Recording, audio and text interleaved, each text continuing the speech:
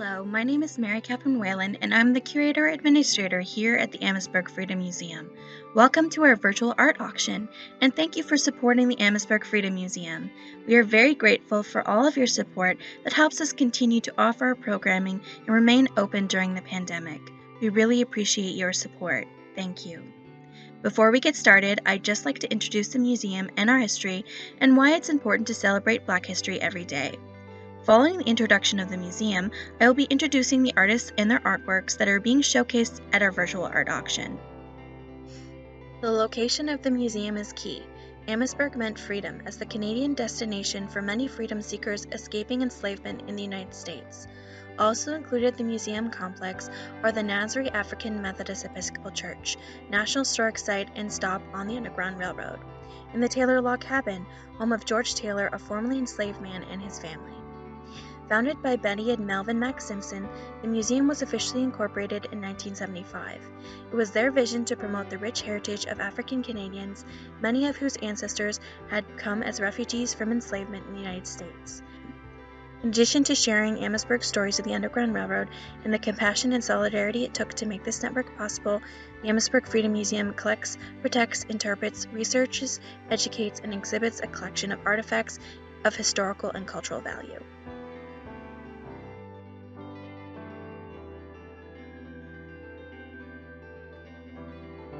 LaSalle artist Dennis K. Smith grew up in Harrow, Ontario, and his artistic talents include drawing, printmaking, painting, sculpture, music, and playwriting.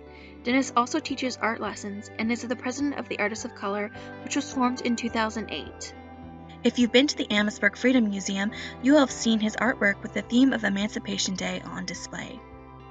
According to Dennis, I believe that art is capable of engaging and enriching the spirit of man.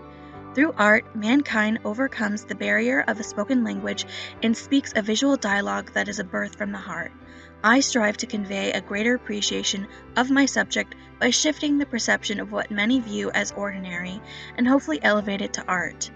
To accomplish this, I am not challenged to render an exact likeness, but endeavor to artistically react to what I am seeing and feeling about my subject, then visually and emotionally transferring that response to the viewer. Dennis Smith's painting, Still Life No. 5, Green Glass Jar, is available to bid on our auction website. Lois Larkin was born in Niagara Falls, New York, and at the age of 7 moved to Windsor with her family. Lois earned a bachelor's degree from the University of Windsor, majoring in fine art history, and following graduation became an elementary school teacher and librarian. Lois is now retired and devotes her time to storytelling through representational painting. She is also a member of the Artists of Color, which was formed in 2008 and includes Black artists who, according to their website, use the visual and oral language of art to share their history. According to Lois, her piece, Fresh Catch, was taken on the Grand River in Caledonia. Lois has 2 paintings that are up for auction: Fresh Catch and Quebec Ribbons. Shelley Davis was born and raised in Windsor, Ontario. She is a retired nurse and started painting 11 months ago after the loss of a loved one and when COVID-19 restrictions stopped her from participating in her usual activities. She is self-taught and is really enjoying her newfound talent this late in life. Shelley's painting, Walking in the Element, is available to be bid on our auction website. Fiona Doyle Hunt is an amateur embroidery artist located in LaSalle, Ontario. Having been taught to embroider as a child by her mother, portrait painter Diana L. Doyle, Doyle Hunt has recently inspired to return to the art through a gift of embroidery from her son. She uses the art of hand stitching to create work that champions intersectional feminism and social justice. Her art is influenced by her worldview, and she enjoys using this traditionally viewed woman's work to create pieces that honor women and make political statements. She works in second-hand, vintage, and repurposed textiles. Fiona's work, I Am a Wonder, is available to be bid on our auction website. Dolores Harold received her early education in Chatham, Ontario. After moving to Detroit, she began her professional career as an art teacher in the Detroit public schools system. She early retired from the field of education to get credentialed as a marriage and family therapist. Dolores has exhibited her work at the Mackenzie Hall Cultural Center in Windsor, the Detroit Institute of Arts, the K-Rod Gallery, the Swords and Plowshares Gallery in Detroit, and the Cary Town Concert Hall in Ann Arbor. Dolores' piece, Searching, is available to bid on our auction website. Lana Talbot was born and raised in Windsor, Ontario, and her creative talents include drawing, painting, designing, and sewing, in addition to flower arranging and creating heritage dolls. At St. Clair College, Lana studied interior design and architectural drawing in the interior design program, which was led by another artist who has donated a work of art for our auction, Patricia Neely McCurdy. Lana is also the Vice President of the Artists of Color, which was formed in 2008 and includes Black artists who, according to their website, use the visual oral language of art to share their history. The Artists of Color website also shares that Lana's portraits reveal the soul of the people that she paints.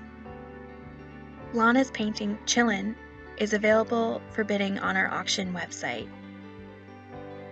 Patricia Neely McCurdy is the mother of 4 children, a designer, a historian, a teacher, an artist, and an author. Patricia earned a bachelor's degree in interior design and a master's in housing and environmental design from Michigan State University, and there became a member of the Alpha Kappa Alpha sorority. She is a retired professor from the St. Clair College after 25 years of service. At St. Clair, she developed a curriculum for the interior design program.